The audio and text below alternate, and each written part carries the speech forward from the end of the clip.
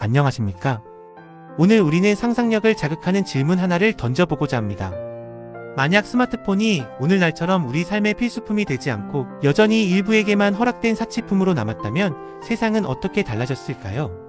저는 오늘 역사학자, 군사 전문가, 경제 분석가, 그리고 정치학자의 시선으로 이 흥미로운 질문에 대한 답을 찾아보겠습니다. 실제 역사와는 다른 가상 역사의 흐름을 따라가며 그 파장을 분석해 보겠습니다.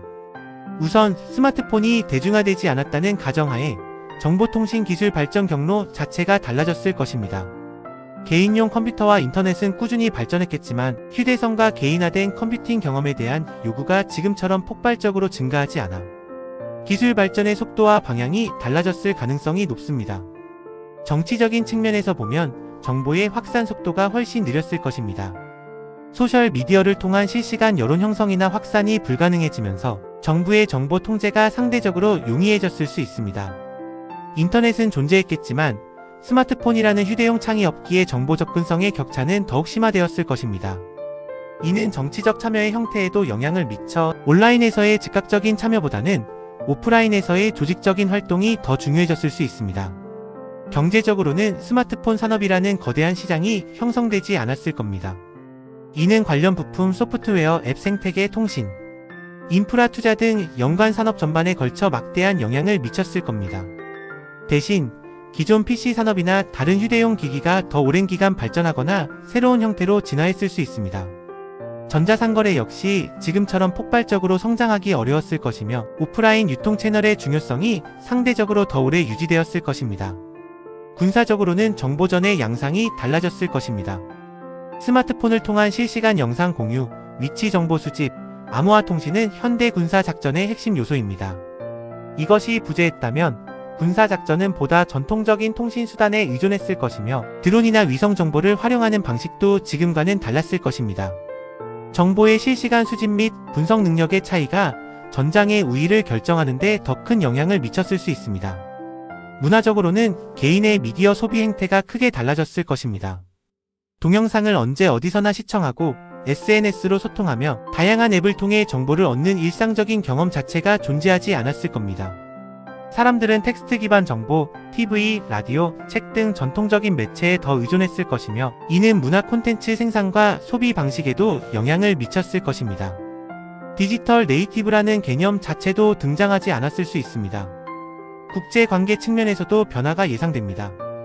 스마트폰은 전 세계적인 연결성을 강화하는 데 크게 기여했습니다. 만약 없었다면 국가 간 정보 교류 속도는 느려졌을 것이고 글로벌 커뮤니티 형성 및 문화적 동질화 현상 역시 지금과는 다른 양상으로 나타났을 것입니다. 아랍의 봄과 같이 스마트폰과 소셜미디어가 촉발한 정치적 변화 역시 일어나지 않았거나 다른 방식으로 전개되었을 가능성이 높습니다. 하지만 여기서 문제가 발생합니다. 기술 발전은 멈추지 않는다는 것입니다. 스마트폰이 사치품으로 남았다면 다른 형태의 개인, 휴대용 정보 단말기가 등장했을 가능성을 배제할 수 없습니다. 고성능 PDA나 특수 목적 통신 장비 등이 발전하여 일부 계층에게 보급되었을 수 있습니다. 혹은 PC 기반 원격 접속 기술이나 새로운 통신 기술이 지금과는 다른 경로로 발전했을 수도 있습니다. 이러한 상황에서 우리는 세 가지 미래 시나리오를 상상해 볼 수 있습니다. 시나리오 1. 정보 격차 사회의 심화.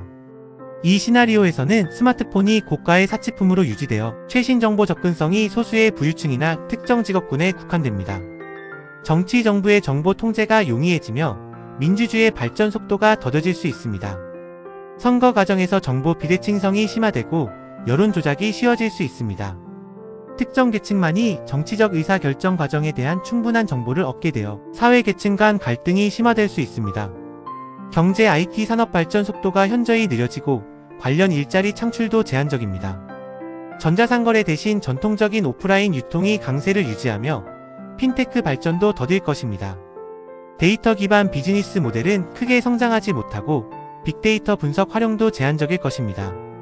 군사 작전에서의 정보 우위 확보가 중요해지지만 실시간 정보 공유 및 확산 능력은 제한적입니다. 정찰 및 감시 능력은 위성이나 고정 기지국에 의존하며 개인 단위 정보 수집 및 전파 능력은 미미할 것입니다. 문화 대중문화는 TV, 라디오, 영화, 인쇄 매체 중심으로 발전하며 개인 맞춤형 콘텐츠 소비는 제한적입니다. SNS와 같은 실시간 소통 플랫폼 부재로 소셜 네트워킹은 오프라인 모임이나 전화통화에 더 의존하게 됩니다. 밈 문화나 바이럴 콘텐츠 확산 속도가 느리고 특정 계층 문화가 지배적일 수 있습니다.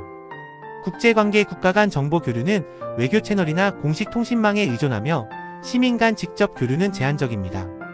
국제 사건에 대한 대중인식 형성 속도가 느리고 글로벌 이슈 공동 대응이 어려워질 수 있습니다. 민주화 운동 등도 정보 확산의 어려움으로 인해 확산의 한계를 보일 것입니다. 예상치 못한 변화가 나타납니다. 이러한 정보 격차는 일부 국가에서 자체적인 정보, 통신망을 구축하고 관리하려는 시도를 강화하게 만들 수 있습니다. 이는 다시 국가 간의 정보 통제 경쟁으로 이어질 수 있습니다. 시나리오 2. 다양한 특수기기의 공존. 이 시나리오에서는 스마트폰 대신 특정 기능을 강화한 다양한 휴대용 기기들이 발전합니다. 고성능 PDA 전문 통신 장비, 휴대용 멀티미디어 플레이어, AR/VR 기술 접목 기기 등이 발전할 수 있습니다. 정치 정보 접근성은 기기 종류와 가격에 따라 달라지지만 스마트폰 하나로 모든 것이 해결되는 형태는 아닙니다. 특정 정보를 얻기 위해 여러 기기를 소유하거나 특정 기간 전산망에 접속해야 할 수도 있습니다. 대중과의 소통은 TV, 라디오, 언론 보도에 더 의존할 것입니다. 경제 IT 산업은 스마트폰 대신 다양한 틈새 시장을 공략하는 형태로 발전합니다. 고성능 PDA 전문 통신 장비, VR, AR 기기 시장이 큰 비중을 차지할 수 있습니다. 전자상거래는 PC 기반 웹사이트 중심으로 성장하겠지만 모바일 결제 시스템 발전은 더딜 것입니다. 게임 산업은 휴대용 게임기 시장 중심으로 발전하며 AR, VR 활용 게임이 등장할 수 있습니다. 군사 군대는 임무에 맞는 특수 장비들을 개발하고 활용할 것입니다. VR, AR 기술은 훈련 시뮬레이션에 적극 활용될 수 있습니다. 하지만 이러한 장비들은 고가이거나 특정 환경에서만 작동할 수 있어 범용성은 떨어질 수 있습니다. 문화 소비는 기기 종류에 따라 달라집니다. 멀티미디어 플레이어 사용자는 동영상을, PDA 사용자는 텍스트 정보를 주로 소비할 것입니다. VR, AR 기기 사용자는 몰입감 있는 경험을 추구하며 다양한 문화 콘텐츠를 파생시킬 수 있습니다. 하지만 영상 콘텐츠의 홍수나 실시간 소통 문화는 형성되기 어려울 것입니다. 국제관계 국가 간 정보 교류는 여전히 느리지만 특정 분야 전문가 그룹은 자신들의 특수 장비를 통해 긴밀하게 소통할 수 있습니다. 예를 들어 과학자들은 데이터 공유를 위해 별도의 네트워크를 구축할 수 있습니다. 하지만 여기서 문제가 발생합니다. 서로 다른 기기들 간의 호환성 문제가 끊임없이 발생하고 이는 사용자들에게 불편함을 야기합니다. 또한 특정 기업이 독점하는 특수기기 시장이 형성될 경우 기술 발전 속도가 느려지거나 높은 가격으로 인해 대중화가 더욱 어려워질 수 있습니다. 시나리오 3. PC 중심의 정보화 사회 지속. 이 시나리오에서는 스마트폰이 대중화되지 못하고 기존 PC 중심의 정보화 사회가 더 공고해집니다. 인터넷은 중요하지만 개인의 일상적인 손안의 컴퓨터 역할은 하지 못합니다. 정치정보 유통은 주로 PC 기반 인터넷, TV, 라디오, 신문 등 전통 매체를 통해 이루어집니다. 소셜미디어 영향력은 제한적이며 여론 형성은 느리고 신중하게 진행될 것입니다. 정부는 정보 통제력을 상당 부분 유지할 수 있으며 시민 참여는 오프라인 활동이나 PC 기반 온라인 커뮤니티 중심으로 이루어질 것입니다. 경제 IT 산업은 PC 하드웨어, 소프트웨어, 인터넷 서비스, 데스크톱 기반 온라인 플랫폼에 집중됩니다. 모바일 커머스는 활성화되지 않고 온라인 쇼핑은 PC를 통해 이루어집니다. 금융 서비스 역시 PC 기반 뱅킹과 간편 결제 시스템이 주를 이룰 것입니다. 원격 근무나 온라인 교육은 가능하지만 확산 범위는 제한적일 것입니다. 군사 작전은 고정통신망, 위성통신, 유선통신에 크게 의존합니다. 실시간 영상 전송이나 위치 정보 공유는 제한적이며 지휘관들은 현장 상황 파악에 더 많은 시간과 노력을 기울여야 할 것입니다. 사이버 안보의 중요성은 여전히 높겠지만 개인기기 보안 취약점으로 인한 문제는 줄어들 것입니다. 문화 사람들은 TV, 라디오, 영화, 책, 신문 등 전통 미디어 소비에 더 많은 시간을 할애합니다. 개인 취향 맞춤 콘텐츠 추천 시스템은 PC 기반 서비스에 국한되며 숏폼 콘텐츠나 라이브 스트리밍 같은 새로운 문화는 등장하기 어렵습니다. 소통은 전화, 이메일, PC 메신저 통해 이루어지며 SNS 통한 빠르고 가벼운 교류는 찾아보기 힘들 것입니다.